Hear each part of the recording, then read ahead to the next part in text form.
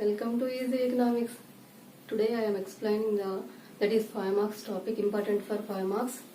That is the meaning of micro and macroeconomics and the differences between two of them. Economics is considered as the general economics. So the subject matter of the general economics in the ancient days it is divided into 5 types. But now in the modern economy, the modern economics is divided into 2 types. That is the subject matter of the economics. For the convenience of the study, it is divided into 2 branches. That is microeconomics and macroeconomics. The division is, the classification is made by, that is Ragnar Frisch from Oslo University. So general economics, the subject matter of general economics is classified into microeconomics and macroeconomics by Ragnar Frisch. This classification is made by Ragnar Frisch. He is from Oslo University. In the year of 1933, he classified the subject matter of the general economics into microeconomics and macroeconomics. Okay, children. Now, what is the microeconomics? Microeconomics. Micro is a word which is derived from the Greek word. Micro is a word. It is derived from the Greek word micros. So, micros means tiny or small. Micro is a word, English word, is derived from the Greek word micros. What it means? Small. So, means microeconomics studies the smaller parts of the economy or a millionth part of the economy or tiny parts of the economy. It is developed by Alfred Marshall and it studies about that is individual producer, individual household and a single consumer, about a single firm, about a single industry. In this way, the study of microeconomics is included the individual units, that is single units of the economy. For example, if you went to the forest, in the forest microeconomics studies about the single tree only. Okay, it never studies about the entire forest. So in this way microeconomics studies about the smaller units in the economy. So once again about a single consumer, how a single consumer reaches the equilibrium situation and equilibrium of a single firm, and about the single industry, single producer, single household. Like this, it studies about the single units of the economy, and also it studies about the price determination of the, that is goods and factors of production also. In the market, how the prices of the goods are decided, and in the factor market, how the remunerations of the factors of production are decided is studied by the microeconomics. So for that reason it is called the price theory, and finally it is developed by Alfred Marshall. And next one, what is the meaning of the macroeconomics and from which word it is derived? So macroeconomics is a word which is derived from the, that is Greek word macros. Greek word macros.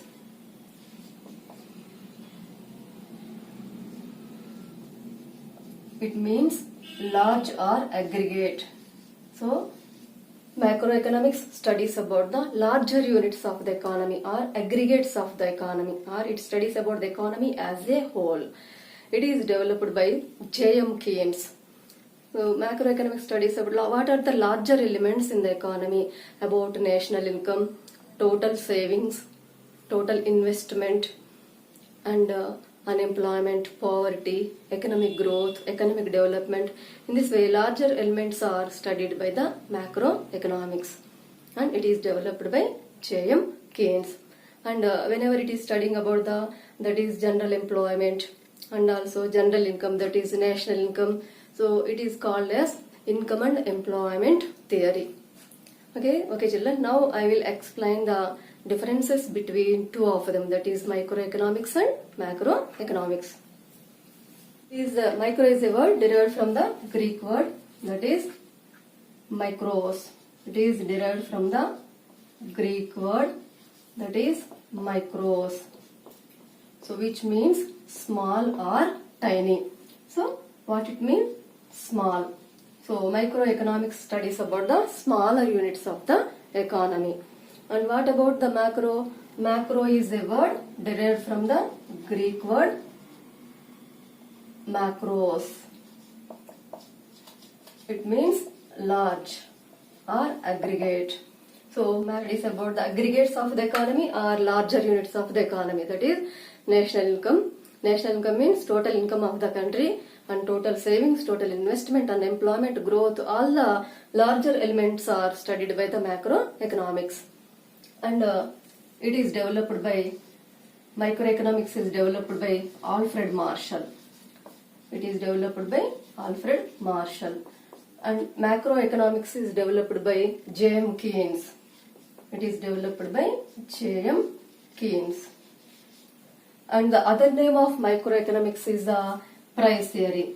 Why it is called the price theory? The reason is it studies the price determination of the goods and factor market also. How the remunerations of the factors are decided also studied by the microeconomics. So hence, whenever it studies about that is concentrating upon the price determination in the goods market and factor market. So for that reason it is called the price theory. And it is called the income and employment theory. Okay, it studies about the general employment and national income and the larger things in the economy. So income, the other name of the macroeconomics is income and employment theory. And next one, the differences between two of them. Price determination, both, that is commodity market. Commodity means it is nothing but the goods, and both commodity and factor markets. It studies the price determination in the factor market and as well as the commodity market. And what about the macroeconomics? It studies about the larger elements of the economy. So generally it concentrates on the general price level. General price level means microeconomics decides the individual prices. For example, price, how the wage of a laborer is decided, how the rent of a single building is decided, like that. The individual commodities and factors price determination is the subject matter of the microeconomics. But macroeconomics studies about the prices of all goods. Okay, it means it's nothing but general price level. Okay, it doesn't study, it never study about the price determination of a single unit. So macroeconomics concentrates on the general price level. Okay, and the average prices of all the goods are the subject matter of the macroeconomics. And also it studies about the total savings of the economy and total investment, like that. The larger total investment. These larger elements are studied by the macroeconomics. The next one, microeconomics depends upon the price mechanism. Price mechanism means, here it is also called invisible hand by Adam Smith. Adam Smith called it as invisible hand. In the capitalist economy, all the economic activities are run by the private people. The government will play only nominal role, that is only it will maintain the law and order. So there the priority is given to the price mechanism to allot the resources. Based on the prices of the goods, the resources are allotted to, that is, different sectors and the production of different goods in the capitalist economies. So Alfred Marshall is that is classical economist. All the classical economists supported the capitalist economy. So means they did not suggested the intervention of the government in the economic activities. Okay, according to them, private people only running the, that is running the business houses and engaging in the economic activities. There is no nominal role of the government. So that is the reason they gave priority to the price mechanism, which depends upon demand and supply. Next one, it depends upon the aggregate demand. Macroeconomics depends upon the aggregate demand and aggregate supply. So means, what is the meaning of the word aggregate demand? Aggregate demand means the demand by all the consumers in the economy. The demand for the goods by all the consumers in the economy is called the aggregate demand. Demand belongs to all the consumers in the economy. Aggregate supply means the supply belongs to all the producers in the economy. So microeconomics depends upon the price mechanism, that is, which is decided by the demand and supply of a commodity. But macroeconomics depends upon the aggregate demand and aggregate supply, belongs to the total consumers. The demand belongs to the total consumers and supply belongs to the total producers of the economy. This is the example to the partial equilibrium analysis. It is an example to the partial equilibrium analysis. So why it is the example to the partial equilibrium analysis? Why? Because it studies the equilibrium of a single consumer or single producer or single firm or single industry. Equilibrium of the individual units is studied by the microeconomics. So hence that is the reason why, because single units are just a part in the economy. Okay, a part in the economy. So hence it is called the partial equilibrium analysis. Why? Because it doesn't concentrate on the equilibrium of the, that is, total firms or total industries or total consumers or total producers. Only it studies about the, that is, equilibrium of a single consumer or single producer, etc. So what is called the equilibrium? Equilibrium means a state of balance. A state of balance. So either the consumer or the producer are not willing to move from that place. Okay, whenever they are getting the, that is, when the consumer is getting the maximum satisfaction, he is not willing to move from that place. As the same way, when the producer is getting the maximum profits, then from that place he is not willing to move either upwards or backward. Like that, children, equilibrium means a state of balance. Okay, so it studies about the equilibrium of the single individual units. Hence it is considered as a partial equilibrium analysis. And macroeconomics is an example to the general equilibrium analysis. General equilibrium analysis. Why? Because it studies the equilibrium of all the units in the economy. See here, the larger units, the aggregates, are interdependent on other, each on other. For example, children, if population is growing more and more, for example, population growth also the subject matter of the macroeconomics. Okay, when population is growing more and more, so when population is growing more and more, at that time unemployment increases. Okay, government will fail to provide employment opportunities to all the increasing labor force.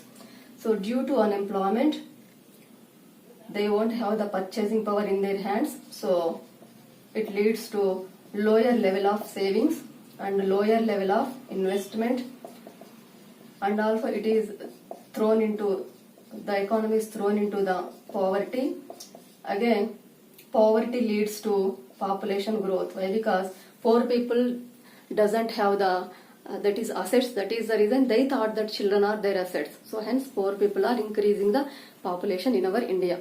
Okay, like that, the all the elements, larger elements are interdependent. Means the change in one variable will brings the changes in the other variables also. So it is called the general equilibrium.